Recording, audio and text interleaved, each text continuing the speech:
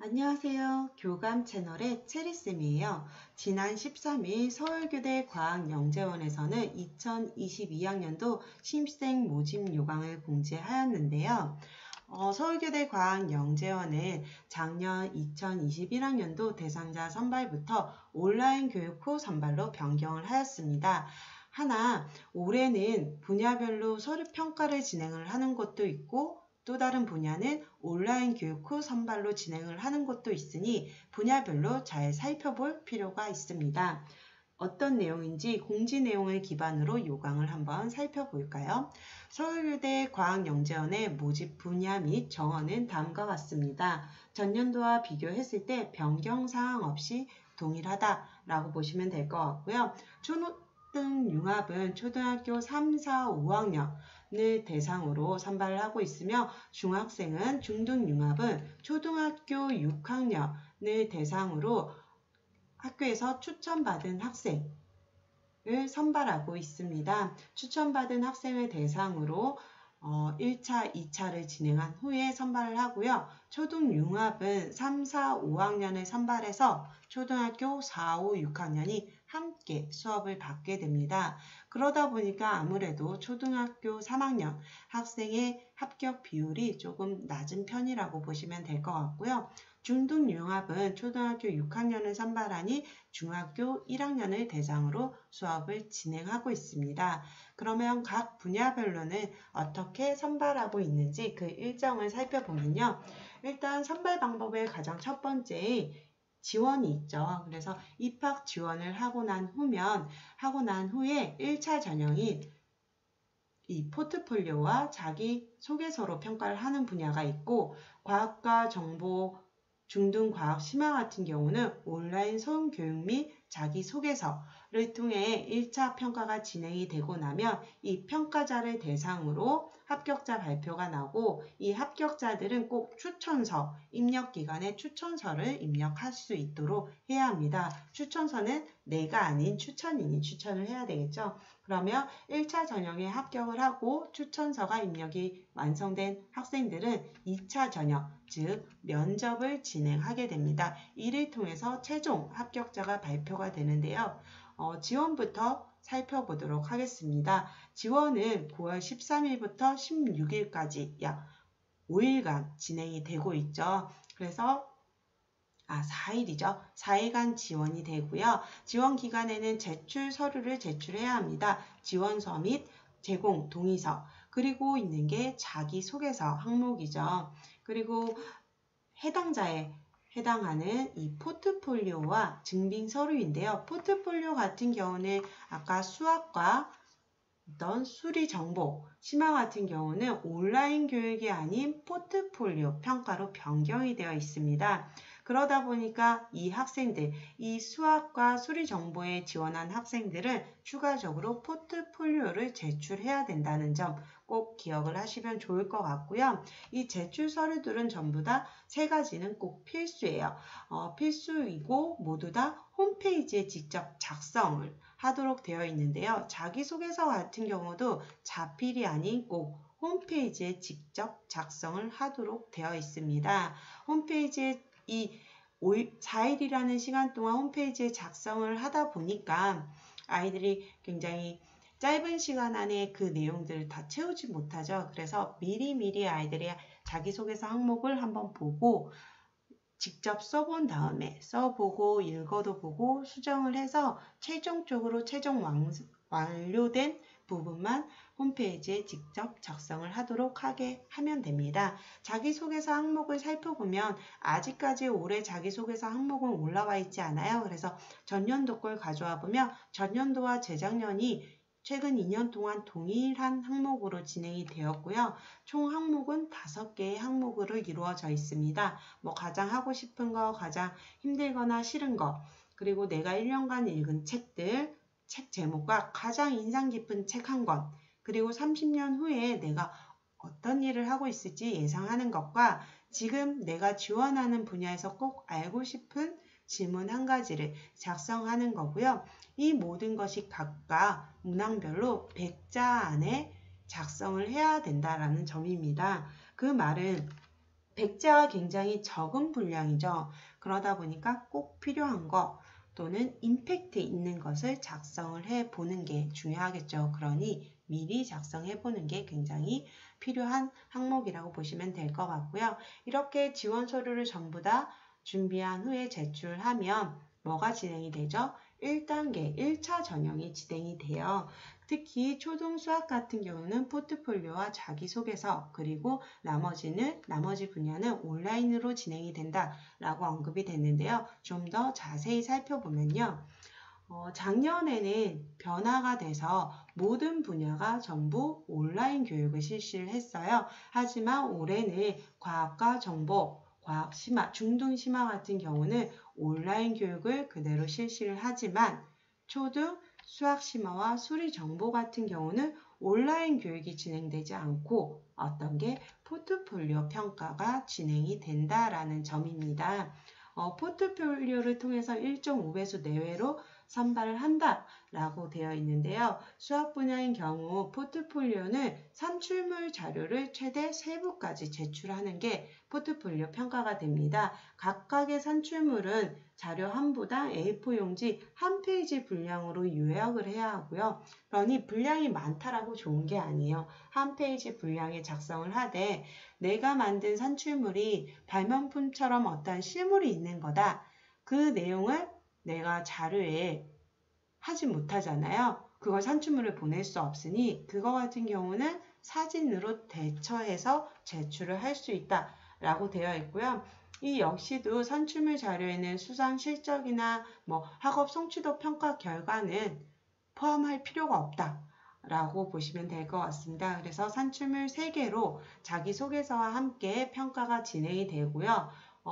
수학, 수리정보 이외에는 온라인 교육으로 실시를 한다라고 했죠. 그 2가지 분야는 자기소개서와 온라인 평가가 실시가 되는데 9월 23일부터 10월 22일 약 5주간이죠. 전년도 같은 경우는 약 6주간의 수업이 진행했는데 올해는 기간으로는 약 5주간의 수업이 진행이 되고요. 이 기간 동안 수차례의 온라인 교육 후 과제 평가를 실시하게 됩니다. 이 부분을 전년도에 진행을 했으니 한번 더 자세히 살펴보면요. 온라인 수업 및 과제는 전년도 같은 경우는 구글 클래스룸을 통해서 총 6차 시에 온라인 교육이 실시가 됐습니다. 각 차시별로 과제 제출 마감이 있었고요. 그 과제가 간단하지가 않았어요. 이 과제를 각각 수업이 진행되는 기간 동안에 각 차시별로 마감 내에 과제를 제출을 하고 그 과제들은 각각의 문제풀이나 탐구활동들을 쓰는 내용이고요. 그 작성한 부분을 스캔을 떠서 온라인 제출도 하고요.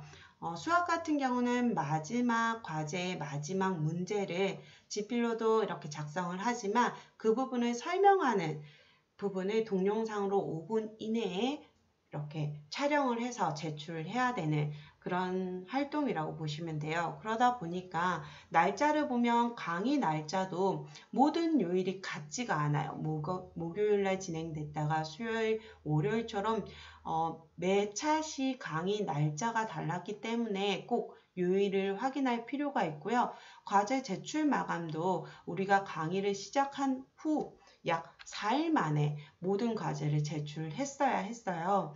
그러면 과제가 간단한 거 아닌가? 라고 이야기를 하지만 간단하지 않았어요. 분야별로 한번 살펴보면 수학 같은 경우는 각 차시별로 탐구 문제나 수학 문제들이 제시가 됐는데 수학 문제가 총 21문항 가까이 되는 문항들이 쉽지가 않았고 강의 때 보았던 탐구 영상을 보고 알게 된 점, 탐구 활동을 보고 내가 알게 된 점, 혹은 그 속에서 있는 의미를 해석하는 그러한 문제들 뿐만 아니라 총 21개의 수학 문제를 이렇게 해결하는 문제였는데 21개의 문제가 너무 간단하지 않은 문제들이었어요. 그러다 보니까 아이들이 4일 내내 이 문제를 잡고 있어야 하는 활동이었다라고 보시면 되고 과학 같은 경우는 차시별 주제가 상이했어요. 그 주제가 나침반과 자기장에 관련된 내용이기도 있었고 화석, 화산, 관련된 내용도 있었고요. 어떤 경우는 매미 탈피가에 관련된 거였어요. 그래서 강의가 끝나자마자 매미를 채취를 하는 것부터 시작을 해서 그 채취한 매미가 탈피한 탈피각까지 관찰하는 거기 때문에 강의를 듣고 과제를 시행하고 마감일까지 굉장히 정리하는 시간이 매우 짧았다라고 보시면 될 것 같고요. 제출 마감 이후에 제출은 허용은 하되 감점을 준다라고 했지만 또 뒤에 이 과제에 대한 피드백이 올라온 이후에는 이 과제에 대해서 제출을 했어도 이미 피드백이 줬기 때문에 평가하지 않는다라고 공지는 했으나 작년 같은 경우는 그러한 피드백이 굉장히 없었거나 미비해서 이 경우는 거의 없었다라고 해요. 그래서 제출 마감 이후에 제출도 허용은 했지만 마지막 같은 경우는 아무래도 1차 합격자를 발표를 했어야 하기 때문에 마감 이후에 제출은 평가하지 않는다라고 했습니다. 정보 같은 경우도 차시별 주제가 굉장히 상이했는데요. 코드 이해나 인공지능, 알고리즘에 관련된 주제를 탐구하고 활동하는 그에 관련된 문제를 해결하는 과제가 제출되었으나 5차시와 6차시 같은 경우는 수학과 동일한 주제와 과제로 진행이 되었다라고 합니다. 이러한 온라인 과제를 통해서 이 과제와 자기소개서를 통해서 1차 평가를 진행을 했는데 그 전까지는 GP평가를 통해서 1.5배수를 선발을 해서 그 대상을 면접을 봤는데 전년도 같은 경우는 온라인 과제를 통한 평가가 제대로 됐는지 의문이 굉장히 많았었어요.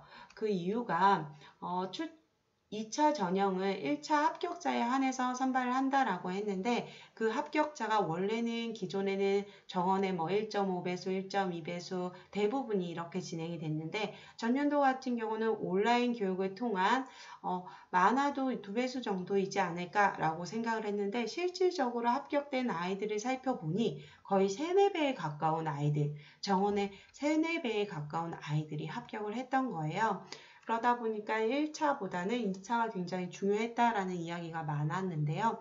어쨌든 올해 같은 경우는 수학과 수리정보 같은 경우는 포트폴리오를 통해서 평가를 진행해서 딱 1.5배수를 선발한다라고 공지를 했기 때문에 수학이나 수리정보는 1.5배수가 될 것 같고요. 대신 과학 같은 경우, 과학 정보는 정원의 1.5배수보다는 많지 않을까. 하지만 전년도보다는 그 배수가 적진 않을까. 그렇게 예상을 해볼 수가 있습니다. 그러면 1차 합격자에 한해서 2차 면접이 진행되기 전에 뭘 하죠?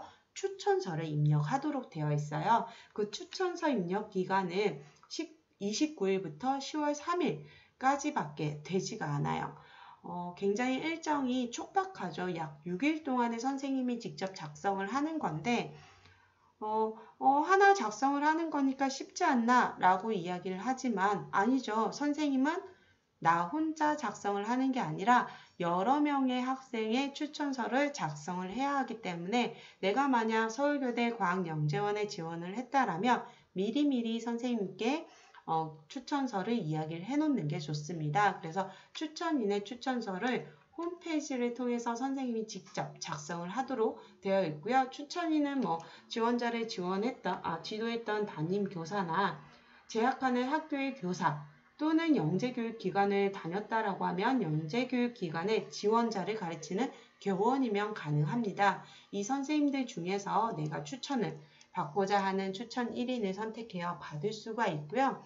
그렇게 추천서까지 입력이 된 학생은 면접을 진행을 하게 되죠. 그래서 면접평가 전형은 11월 6일 날 진행이 된다라고 보시면 될 것 같고요. 이 역시도 타 영재원과 지원을 중복 지원은 가능하지만 면접 보는 날짜가 동일하고요. 그리고 그 면접 보는 날짜가 동일하고 한 곳만 꼭 면접을 보아야 한다는 점 꼭 기억을 해주시면 좋을 것 같고요. 공지사항에는 교육대 학원 내에 대면으로 면접을 진행한다라고 공지는 되었으나 전년도 같은 경우는 위기 단계 및 방역 조치에 따라서 비대면 온라인 교육으로 실시를 했습니다.